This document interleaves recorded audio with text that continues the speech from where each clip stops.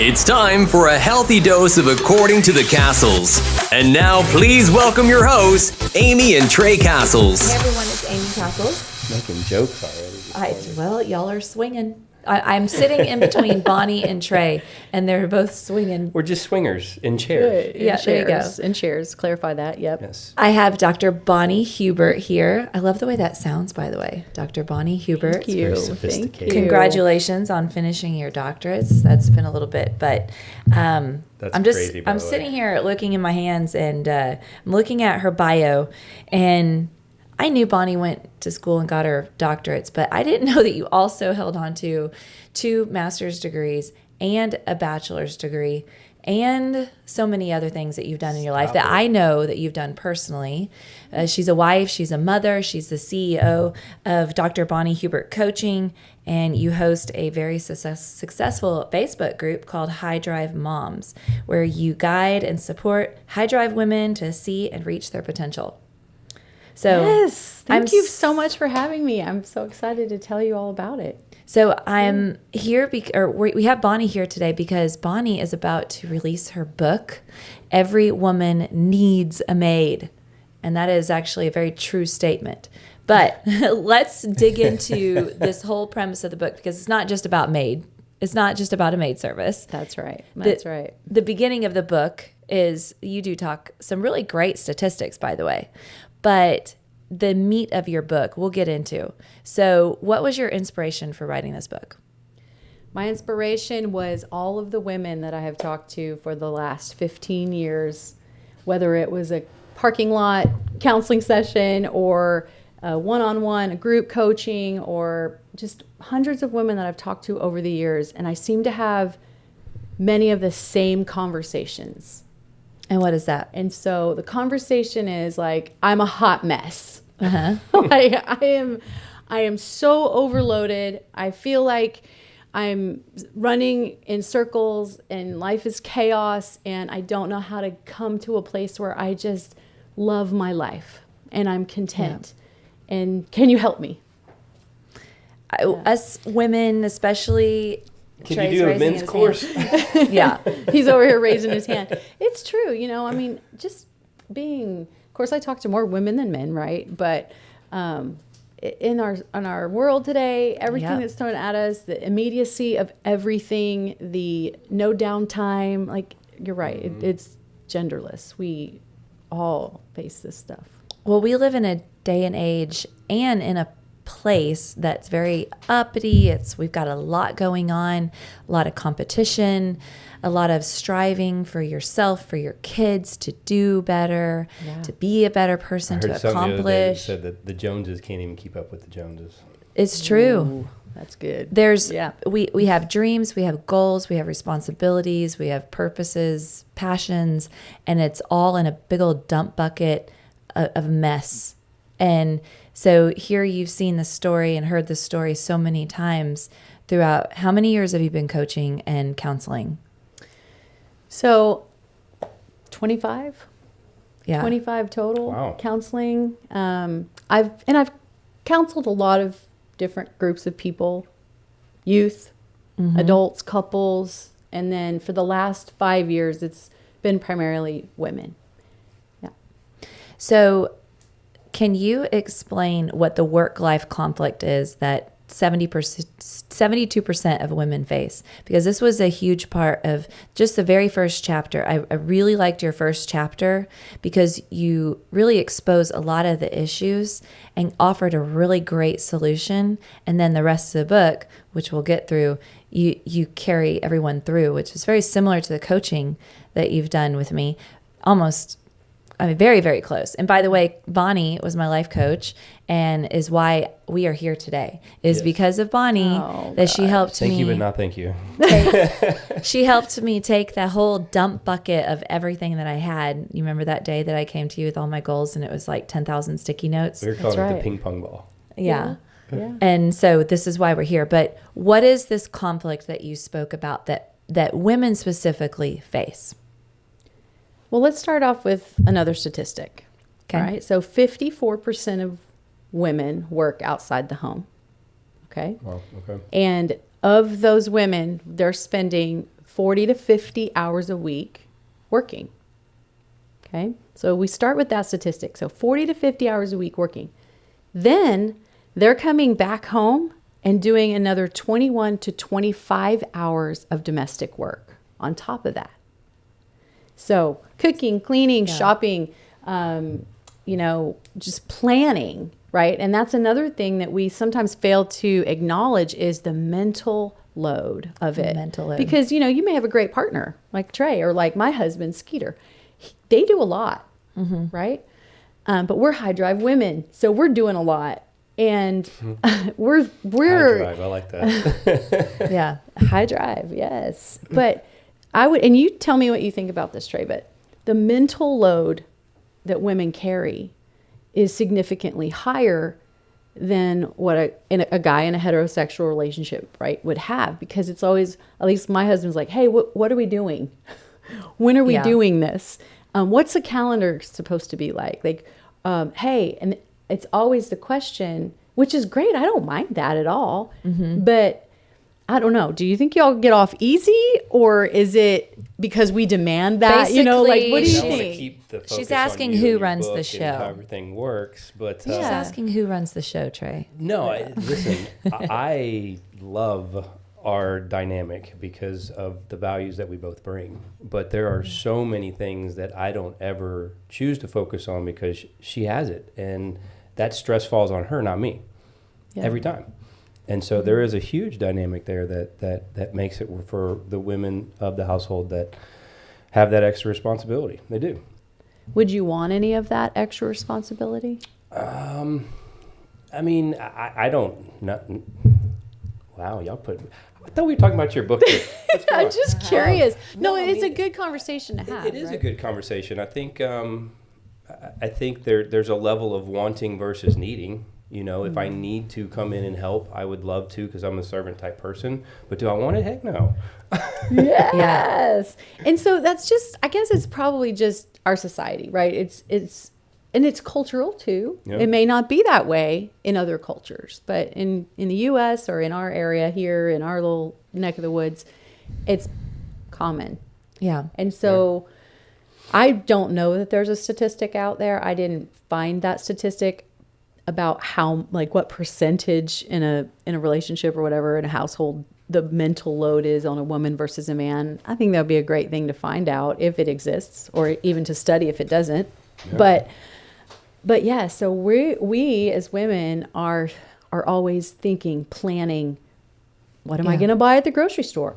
What about his birthday party, play date, school stuff, constant. So we have the 40 to 50, the 20 to 25, and who knows how much more time that we're carrying that mental load around. So to get to the statistic of 72%,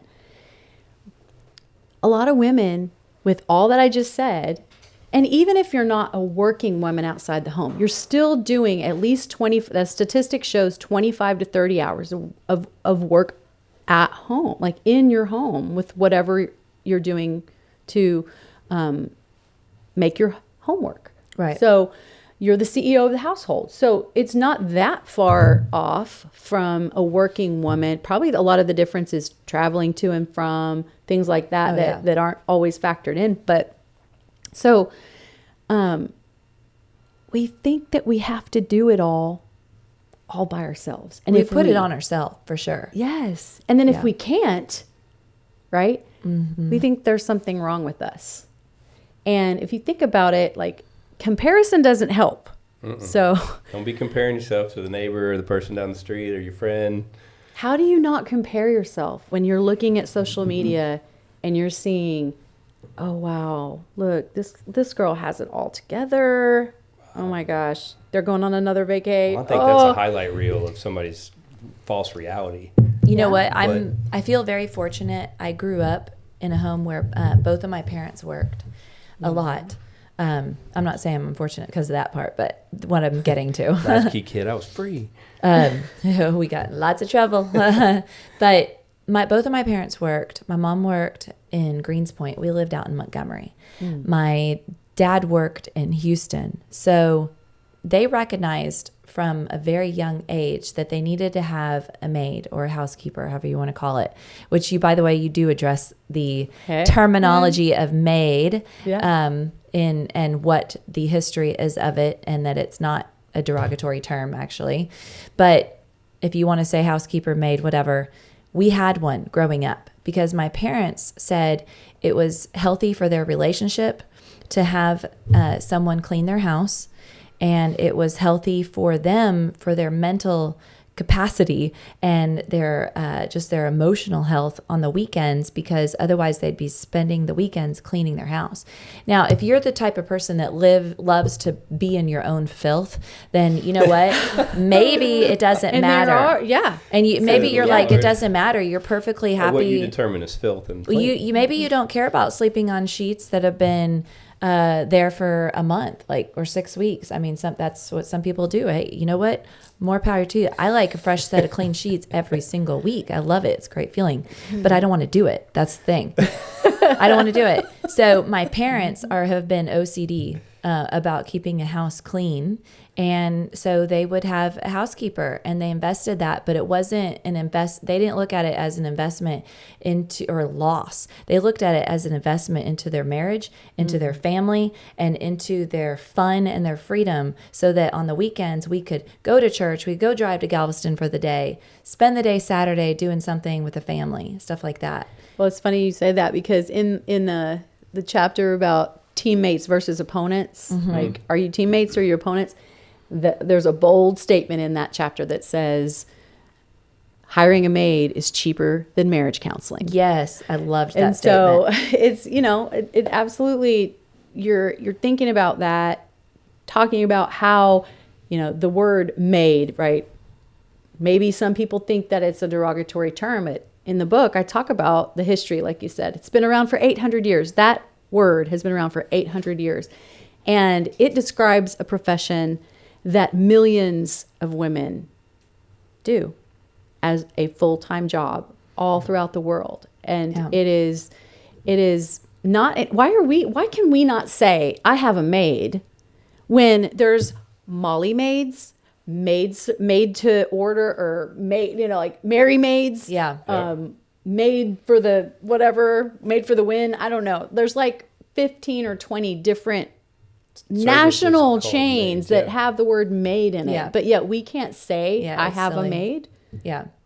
Or that it's something to look down upon, as if you are not performing like you should, to say you have a maid or housekeeper or whatever you want to call it. Like I'm failing as a woman if I have to hire someone else to help me. And that's one of the things I talk about is outsourcing, right? It's whatever it is. Like you said, my bad, you didn't say that. I was thinking of someone I talked to today. They talked about how they have childcare, even though they work from home. They have someone that comes in for 2 hours every day for childcare. So they have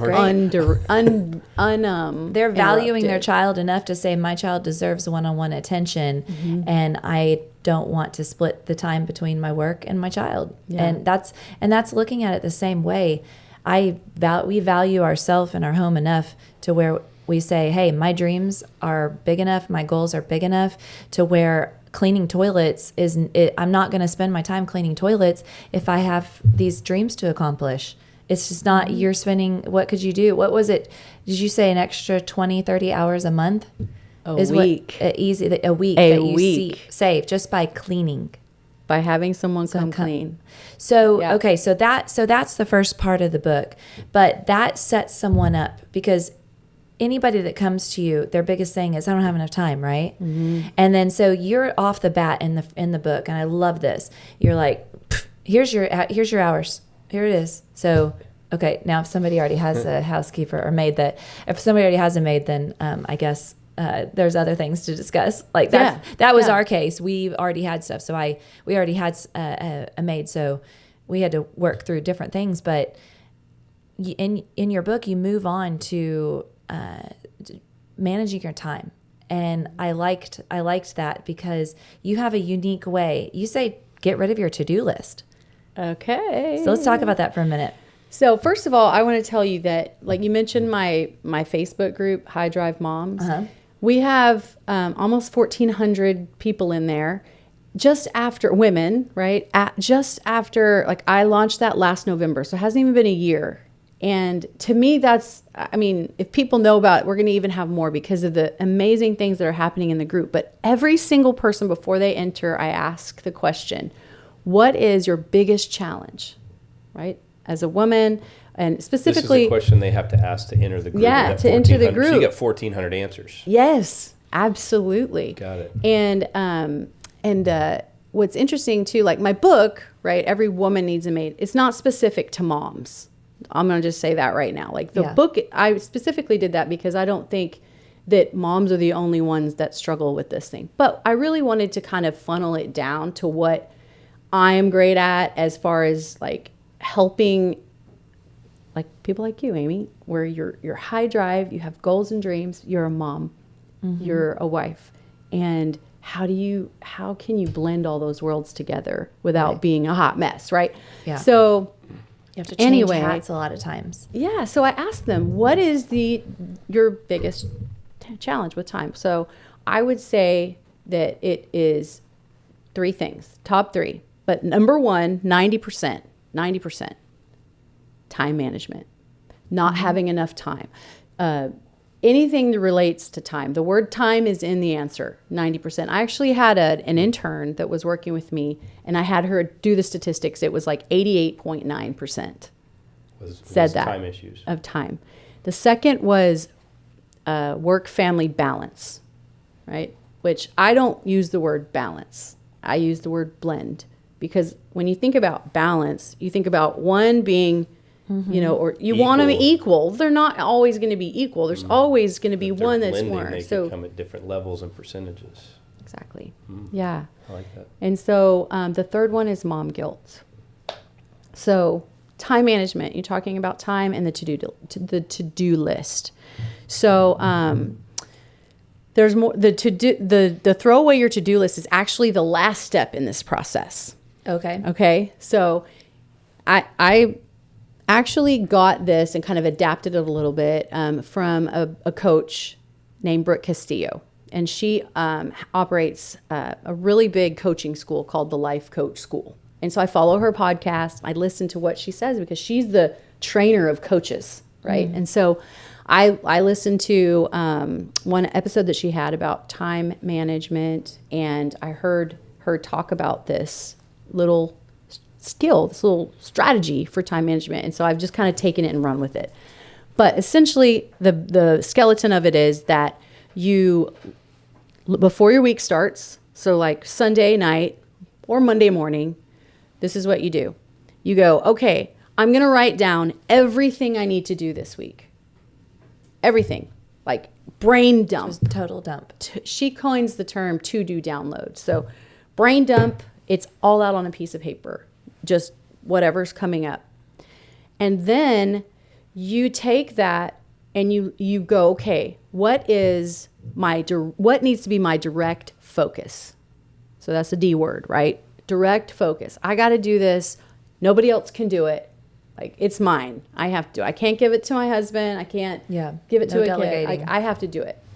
Those are the things on my list that I'm going to schedule first. Direct focus. So I'm going to take those things off my list and I'm going to cross it out. And I'm going to put it on my calendar. Now, I use a planner that has where you can see like each day, Monday, Tuesday, Wednesday, and it goes from 6 a.m. to 6 p.m. And then it has some like top 3 at the top and a little place for notes at the bottom. So when I open up my planner, I can see like a week preview. And so I'm going to take those direct focus things and I'm going to schedule those in because that's a non-negotiable. It has to happen. I have to do it. All right. Then the second thing I'm going to look at is what things could be on autopilot. Right? What can I take on autopilot where I don't need to do this? It's something that has to be done, but it can kind of run on itself. Like maybe I could put my order in for groceries and autopilot, it's delivered. And I pay a $5 delivery fee or $10 or whatever it is. And I just save myself 2 hours. Maybe it's dry cleaning or something like that, laundry service. It's whatever it is. What can I do from this list to make it on autopilot so I can set it and forget it? And it's going to happen so that at the end of the week, I did it, but I didn't have to do it. Does that make sense? Yeah. Yep. Okay, so autopilot. Those things could be scheduled, but it's not a direct focus for me. It's just on my list. So I can cross that out. The next thing I'm going to look at, okay, well, if it's not my direct focus, obviously I'm going to delegate that to somebody because I'm not going to have time to do it. So I'm going to go, okay, well, let's see. Skeeter, you need to go pick up. My husband's name is Skeeter. So, Texas, Down good Texas south. boy. Don't get that, Texas Skeeter. needs to go Skeeter needs to down go yonder. get the cattle feed Yeah. and get the dog needs to tend to food 'em. from tend to those over at Tractor Supply, because that's just not something that I'm going to do. I'm going to delegate that to him to do maybe on the way home from work or whatever. And dinner, maybe I'm going to delegate that because I've just looked at my direct focus and I'm not going to have time to do dinner or whatever. Do you see what Yeah. I'm saying? So Yeah. just kind of whittling away at that list. What can I delegate to somebody else, even to a child? Maybe it's a ride for a kid. I go, I need to see if so-and-so can pick up John for baseball practice. So I don't have time to take him. So I'm delegating some things, right? And then finally, you look at what's left. If it's not your direct focus, It's not on autopilot. okay, it's not on autopilot, and You delegated it. you've already delegated it out, then what's left, if it doesn't fit here, delete. But what happens if you need it for the next week, possibly? Well, Shelf. I mean, Is there a to shelf? me, Is there a shelf? you could, okay, so I have talked with people about this. You could have a master to do. Like these are Yes. sort of like, this doesn't, like you might know, these are the things that are going to happen in the next 3 months. Then move your master, look at it week by week. Is there anything I need to move Yeah. here? Okay. But then that's kind of your master. So if But you're not your sitting there week- looking at it.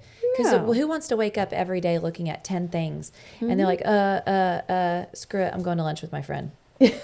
that sounds like that's happened to you before. Well, I'm not naming any names. Yeah. Okay, But yeah, so I exactly. love that. And And then once you figure out what you either need to delete or maybe put on your back on your master list to do, ball it up, Get put rid it of in the trash. Everything is on your schedule. Well, You know what's going on. There's going to be countless things that come up through the week to be reactive to other than what you're planning for on Sunday. Great. So, Great. yes, What's up but with the that? cool thing is that if you know where everything is, then you know where it's going to fit, because you didn't fill up your whole day every day. You just kind of put in things that you know are coming. So you can know what to say yes and no to. Got it. Or, if your direct focus needs to be deleted or whatever. Does Yeah. that make sense? So it's, No, it does. moved I call it earlier. like a skeleton schedule, but you know that if it's not down there and it's, something comes up, yes or no, I don't Now know. you can be reactive to things because you have everything in front of you. Yeah, you're not saying, wait a second, there's something I need to do. Yeah. Crap, what was that? You have it down. Yep. So like- delegating and time management, these are two really big things that you talk about closer towards the front of the book. And what I notice is that your book, I recognize so much of what you were talking about. I think that everybody should have this book because I think that whether you can afford a life coach or not, this book would be beneficial, because if you can afford a life coach, then you guys can look through the book together. You can assign different chapters that maybe they need to read during that week. Or if you're going to use the book to basically kind of coach yourself, then it's very much a self-study too, because there's a lot of questions at the end of the chapter. So I actually can't wait till I get my hard copy because I want to fill in those questions. Yes, and that's, like you said, I think you mentioned when you saw the questions when I first sent you the copy, you were like, oh, that's very teachery of you. Oh, yes, so my whole foundational in education is education and educational leadership. So what good is information if you don't apply it? Yeah. Right. So I did it after every chapter. There is inventories, there's self-reflection, there's self-assessment. There's something to do to say, take an inventory. Who's doing what in the house? That's chapter 1. All of the, like, what are you doing? How many hours a week do you spend on it? How many do you, Trey? And then go, some of the things we've been talking about are just even trying to find the cadence. I was talking to John about that when we first got in here. Life has sped up and it's chaotic for everybody. So a cadence and a roadmap and an outline would be amazing. Absolutely. So there is a lot of talk about, there's a lot of talk about the law of attraction. Not necessarily in your book, but I'm talking about in general in life. But you do speak about positive thinking and positive words and the life that you do speak in general about what you say about yourself, what you say about others. And one of the misconceptions that I feel that is in this whole topic of the law of attraction is people having a dream board. I love dream boards, by the way. I've always had one, as far as I can remember. But dreaming is not enough. It's not enough to just put it up there, because technically the law of attraction says that if you were to put your dream up there and put it up there, it's just going to happen with no effort. It's just but that's partially a fallacy. There's going to need to be some action behind it, right? So how is not dreaming? You talked about this. You said you talked about dreaming not being enough. So where does that So my tagline in coaching is dream, then do. Yeah. Because I do believe that if you could dream it, dream it, think it, I'm going to do this, and do your dream board, because it's awesome. But like you said, if you don't do anything about it, then what's the point, right? What are you doing? So I'll give you an example. So yesterday was October 5th, right? Okay. So yesterday 1 year ago was the first day that I wrote the first word on my Google Doc. Oh, wow. That would become my book. Wow. It's been a year, right? And the dream is I want to write a book. I've always I wrote a book in 5th grade, like literally bound it up. I believe that. Mrs. Losey, 5th grade, she said, Bonnie, someday people are going to buy a book from you. Like I even illustrated it, which was not my strength at all. But she planted a seed in me that I saw myself. So as I got older, I wrote poetry. I wrote songs. I've written and sang and recorded 7 songs. I love to create that way. And so I knew that I had a message. I knew I wanted to pour into women specifically. And I knew that I wanted to write this book for women. Wow. And that was my dream. And so it was a year journey. And there were many times along that road where I'm like, is this even possible? Mm-hmm. I mean, this is so hard. Like, it's so hard. I don't know what to do. I feel lost.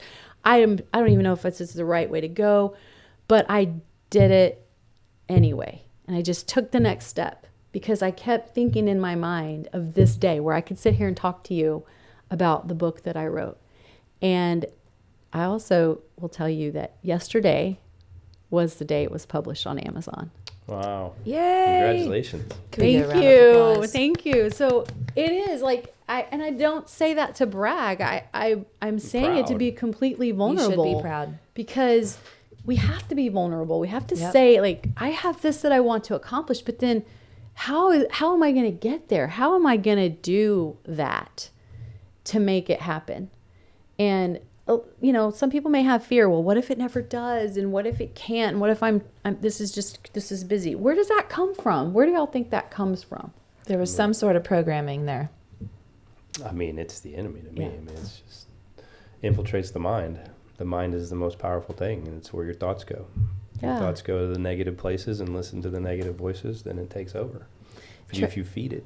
Trey and I were talking about that. He said, it's the enemy. And we were talking about that the other day. And I said, you know what? Not always. Yeah, you did. Because there's something called spiritual bypassing. Have you ever heard of that? No. Basically, it's where someone just blames it on Satan. They say, okay, they have all these issues going on in their head, and they're like, ugh, Satan just doesn't want me to be there, and then just that's it. Or Satan just doesn't want me to do this. Oh, not today, Satan. Actually, I don't think that it was Satan's fault that you were up watching, I don't know, Walking Dead till 2 a.m. or whatever the show is that you watch. And then now today it's not happening. You're late, you're dragging. Or I don't think it's Satan's fault that you have this insecurity and fear because you never took the time to go deal with those emotions.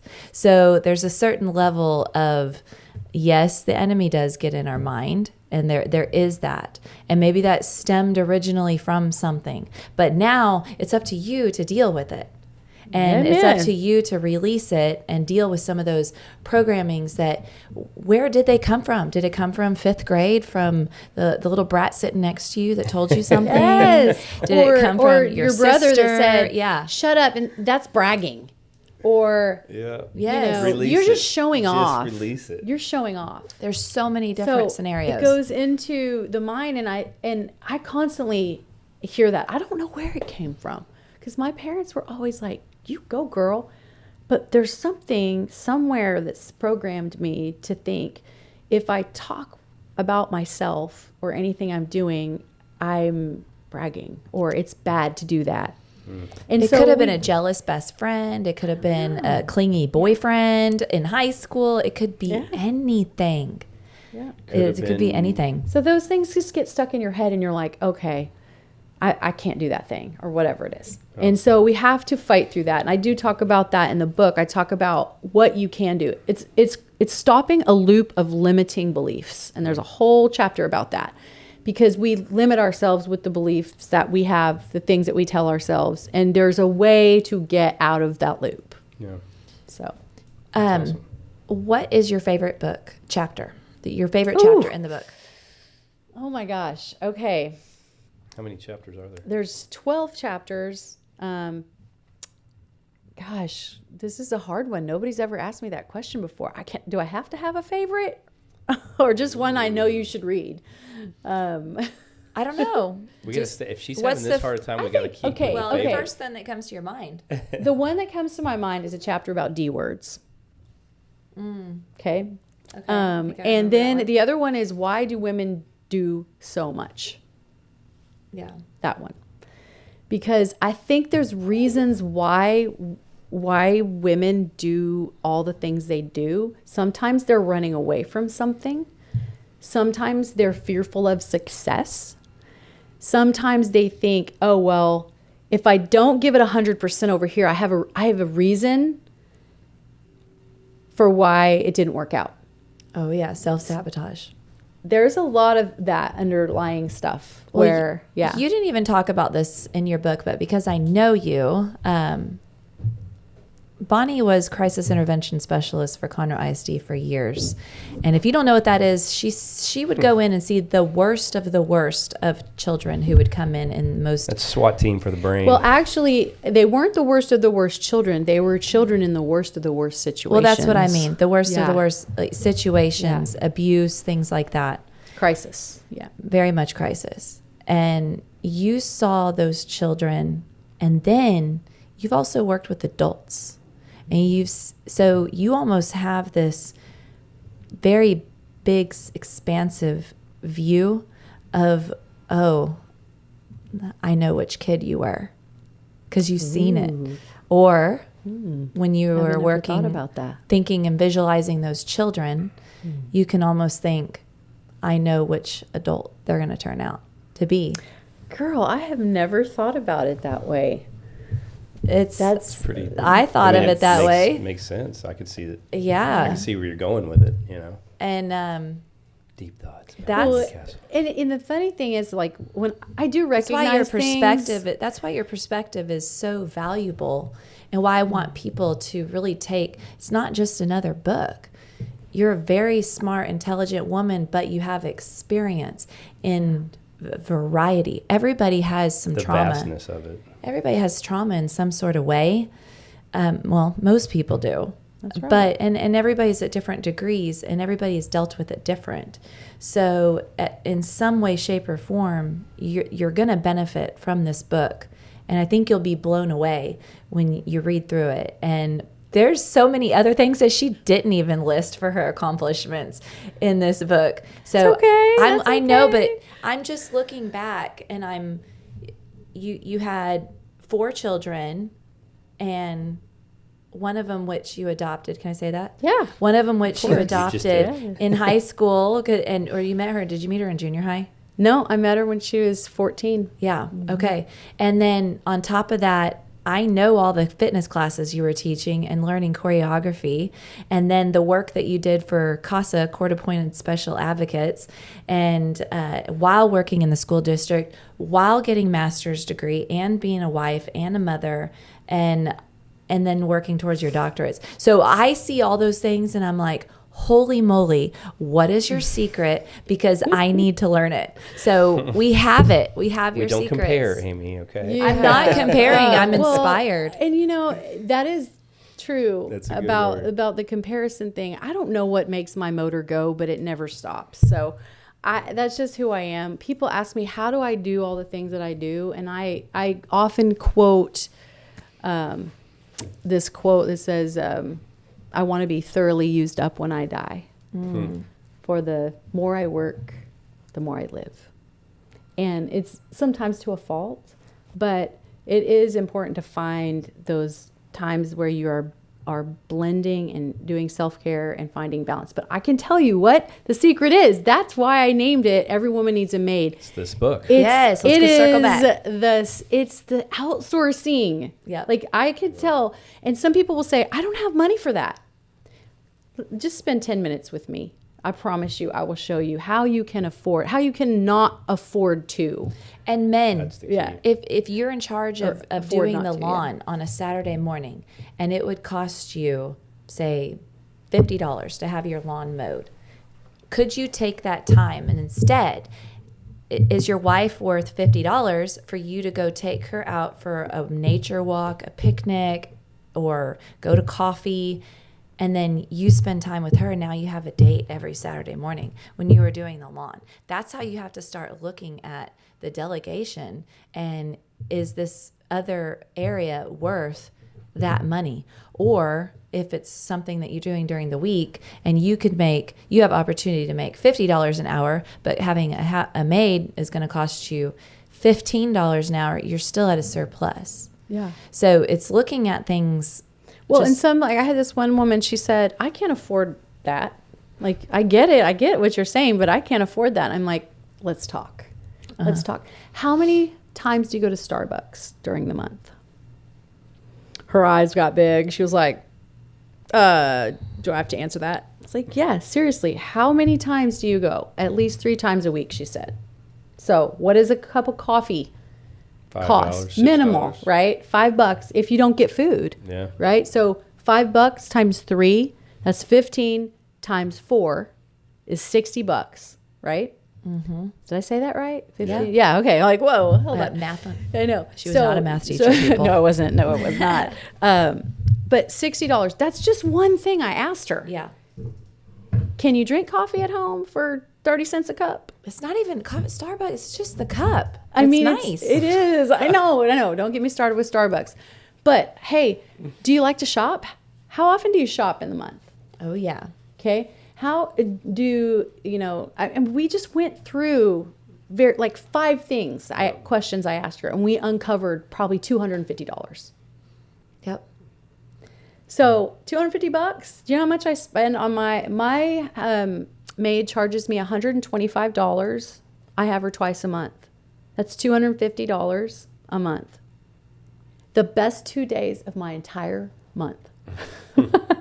I walk in, I'm smelling the Fabuloso, everything's beautiful. We won't talk about Fabuloso toxic Oh, yeah, cleaners no, on okay, this okay, podcast okay. episode, people. But hey, you know what? I can't say Pine Sol either, huh? It has to be what cleaners?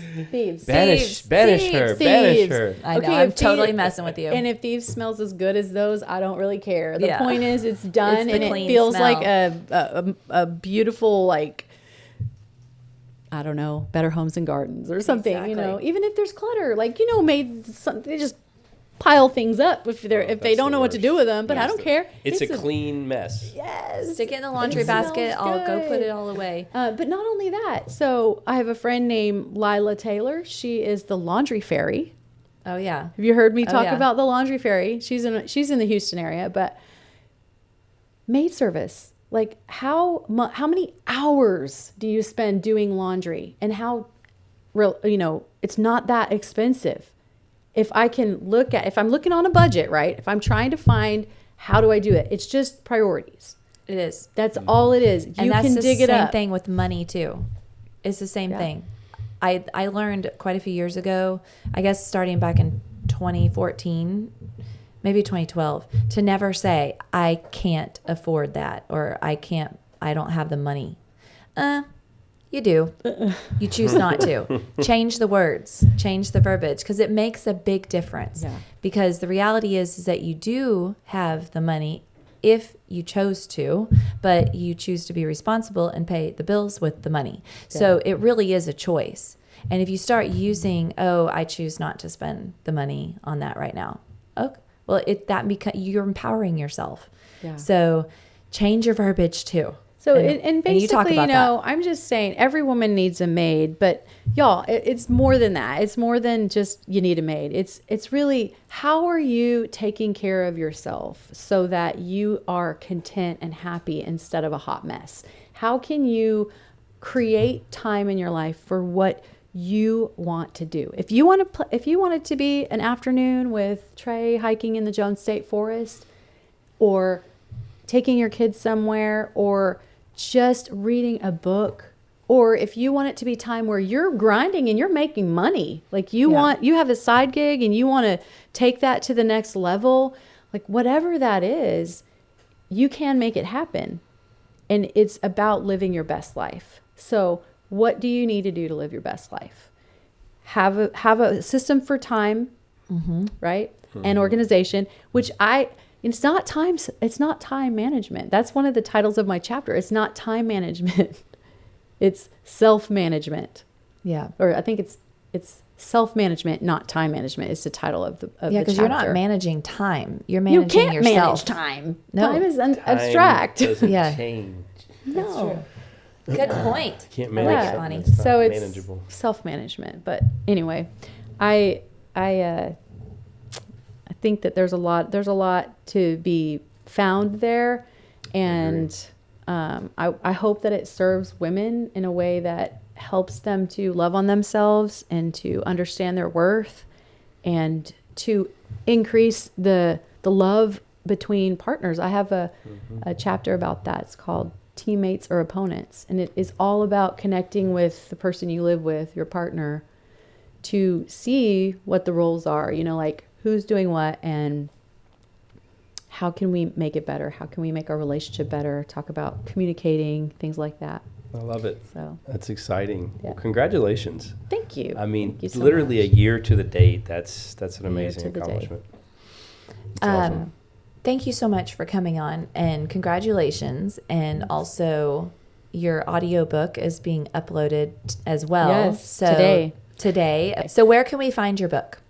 So it's on Amazon, and there's all the formats. I have the paperback, the hardcover, the ebook through Kindle, and then the Audible will be the audio version, which I know most of the women are going to want, right? Because Yes. they don't give themselves enough time to sit down and read a book. So I was like, I have to do the audio version of this. There's no So doubt. That's Yeah. cool. Are you reading it? I'm reading it. That's awesome. Yeah. But that was actually fun to record. It was so fun.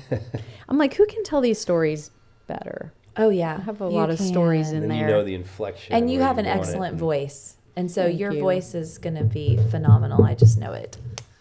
Okay, well, thank you so much for coming. Yes, and absolutely. It's a everybody, pleasure. go out and download Bonnie's Yes. book. Buy the hardcover. I would actually really think that you should get both, because you can write in the hardcover, and it's going to be something you can have for a while.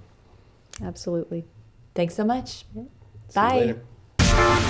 Thanks for listening to another episode of According to the Castles with Amy and Trey. Be sure to subscribe wherever you get your podcasts so you never miss an episode. To stay up to date with the Castles, follow Amy on Instagram @acastles. Until next time, have faith, enjoy life, and love abundantly.